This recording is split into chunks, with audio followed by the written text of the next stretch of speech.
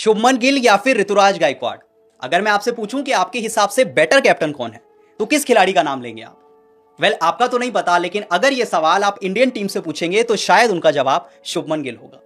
क्योंकि अजीत आगरकर और Indian team कई बार यह बात कह चुकी है कि जो शुभमन गिल हैं वो एक पोटेंशियल कैप्टन दिखते हैं। मतलब शुभमन गिल में एक फ्यूचर कैप्टन दिखता है और उन्हें देखकर लगता है कि वो इंडिया के लिए तीनों फॉर्मेट लंबे समय तक खेलेंगे। अब पता नहीं क्यों उन्हें यह बात गायकवाड़ को देखकर नहीं लगती। ना उनमें गायकवाड़ में एक पोटेंशियल कैप्टन दिखता और ना ही गायकवाड़ एक ऑल फॉर्मेट प्लेयर लगते। शायद इसीलिए जब मौकों की बारी आती है तो गायकवाड़ से ज्यादा मौके गिल को मिल जाते हैं। लेकिन अगर आप इस टाइम दुलीप ट्रॉफी देख रहे हैं तो शायद आपकी सोच इंडियन टीम की सोच से ना मिले, क्योंकि इस टाइम दुलीप ट्रॉफी में 2 मैचेस चल रहे हैं, एक इंडिया ए का इंडिया बी से और इंडिया सी का इंडिया डी से।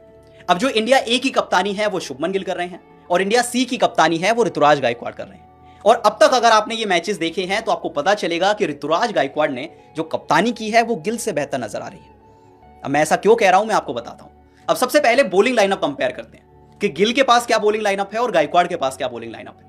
अब देखिए, गिल की बॉलिंग लाइनअप में कई ऐसे प्लेयर्स हैं जो इंडिया के लिए खेलते भी हैं और काफी ज्यादा डोमेस्टिक क्रिकेट भी खेल चुके हैं। उनकी बॉलिंग लाइनअप में खलील अहमद है जो अभी इंडिया के लिए खेले थे।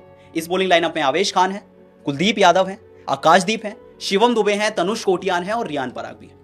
मतलब मैक्सिमम ऐसे प्लेयर्स हैं जो इंडिया की करंट टीम का हिस्सा है। जब शुभमन गिल की टीम गेंदबाजी करने आई तो अच्छी बॉलिंग की, अच्छी कैप्टनसी हुई, अच्छी बॉलिंग हुई और आपने 94 पे 7 पे रिड्यूस कर दिया इंडिया बी को। लेकिन उसके बाद 19 साल के मुशीर खान आते हैं और 150 रन बना देते हैं। नवदीप सैनी जो कि एक टेलेंडर थे वो 42 नॉट आउट पे खेल रहे हैं। ये स्कोर्स हैं जब दूसरे दिन लंच सेशन हुआ है। मुशीर खान 170 क्रॉस कर चुके हैं और नवदीप सैनी 42 नॉट आउट पे खेल रहे हैं। 200 रन की पार्टनरशिप हो चुकी है और सोचने वाली बात है कि शुभमन गिल ना एक 19 साल के मुशीर खान को आउट कर पा रहे हैं और ना नवदीप सैनी को आउट कर पा रहे हैं जो कि एक टेलेंडर है। जरूर आपने अच्छी गेंदबाजी की, आपने शुरुआत अच्छी की, 100 रन पे 7 विकेट गिरा दिए, लेकिन उसके बाद अगर 200 रन की पार्टनरशिप लग जाए एक 19 साल के खिलाड़ी और एक टेलेंडर के बीच, तो फिर आपकी कप्तानी पे सवाल उठेंगे। और दूसरी तरफ अगर आप गायकवाड़ की कप्तानी देखें तो सबसे पहले यह जानना जरूरी है कि गायकवाड़ के पास बॉलिंग लाइनअप क्या है। इस बॉलिंग लाइनअप में आपको एक भी कैट प्लेयर नहीं दिखेगा। उनके पास अंशुल कंबोज है, विजय कुमार वैश्यक हैं, हिमांशु चौहान है, मानव सुथार हैं और ऋतिक शौकी है। सारे डोमेस्टिक प्लेयर्स हैं जो आईपीएल खेल चुके हैं पर इंडिया के लिए कोई भी नहीं खेला है।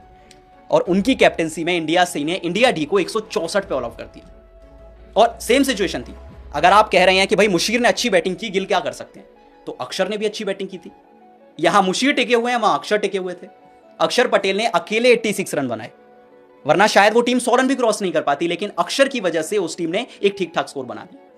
लेकिन गायकवाड़ की अच्छी चीज ये थी कि भले ही अक्षर टिके हुए थे लेकिन दूसरे एंड से विकेट गिर रहे थे। दूसरे एंड से विकेट गिरते गए, अक्षर प्रेशर में आ गए और अक्षर भी आउट हो गए। लेकिन गिल के साथ दिक्कत ये आ रही है, वो ना मुशीर को आउट कर पा रहे हैं ना नवदीप सैनी को आउट कर पा रहे हैं।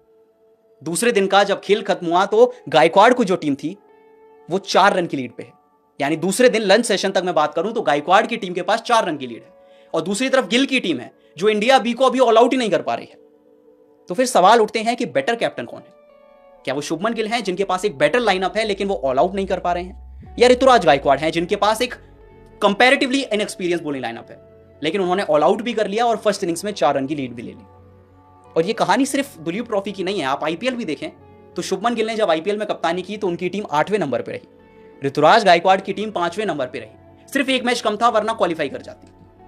लेकिन उसके बाद भी जब कप्तानी की बारी आई, जब वाइस कैप्टनसी की बारी आई तो वो गायकवाड़ को नहीं मिली, वो शुभमन गिल को मिल गई। कैप्टनसी छोड़ दीजिए, जब टीम में मौकों की बारी आती है तब भी गायकवाड़ को कम मौके मिलते हैं पर गिल को ज्यादा मौके मिलते हैं, क्योंकि भाई मैनेजमेंट को लगता है कि शुभमन गिल एक ऑल फॉर्मेट प्लेयर है, उनमें पोटेंशियल कैप्टन दिखता है पर गायकवाड़ में नहीं दिखता।